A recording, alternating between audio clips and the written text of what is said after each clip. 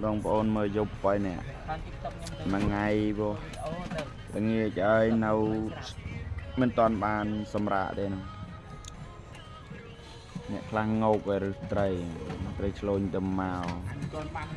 ថ្ងៃ27 ខែ 5 2025 ទីតាំងខណ្ឌឫស្សីកែវគីឡូ 9 រាជធានីភ្នំពេញត្រីធម្មជាតិបងប្អូនមានគ្រប់ត្រីហ្មងក្នុងទន្លេធម្មជាតិមានត្រីអីខាងខ្ញុំបាទមានត្រីហ្នឹងតាមលេខវាយទៅដល់វៀតណាមនេះអាមួយនេះចង់បានមកទីតាំងផ្ទាល់ក៏បានកំងតាមលេខទូរស័ព្ទក៏បានដែរបងប្អូន097 34 16 33ដើម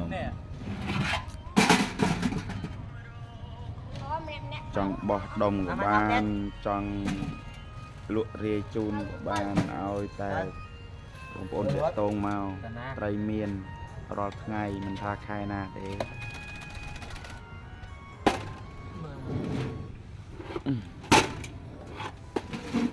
គ្រាន់តែថាយើងត្រូវការល្អធំខាងខ្ញុំបាទរៀបចំរើសឲ្យតាមលេខចឹងទៅកេះកមកញ្ចុះឆ្លាំងមានទាំងអស់បងប្អូនត្រូវការប្រឡាក់ទៅស្រុកក្រៅអីមានខ្ញុំបានខាងខ្ញុំនេះលក់ស្រស់ជូនបងប្អូនយកទៅធ្វើប្រឡាក់ខ្លួនឯងទីតាំងខណ្ឌឫស្សីកែវរាជធានីភ្នំពេញគីឡូ 9 ពេលថ្ងៃពេលនៅពេលយប់បងប្អូននឹងឲ្យតាក់ទងតាមខ្ញុំបានតាមเพจរហ័សហ្នឹងហើយនឹងលេខទូរស័ព្ទដែលខ្ញុំបាទខ្សែទៀត097 39 51 33ដើមបងប្អូនអរគុណច្រើន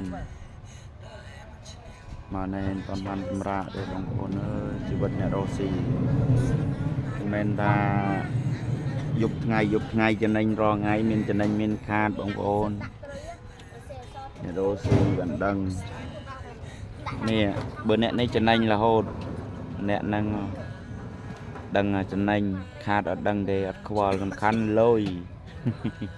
ថ្ងៃនេះមកសង្ស័យភ្លៀងធំហើយមកអង្គុយរើសត្រីមកជួយ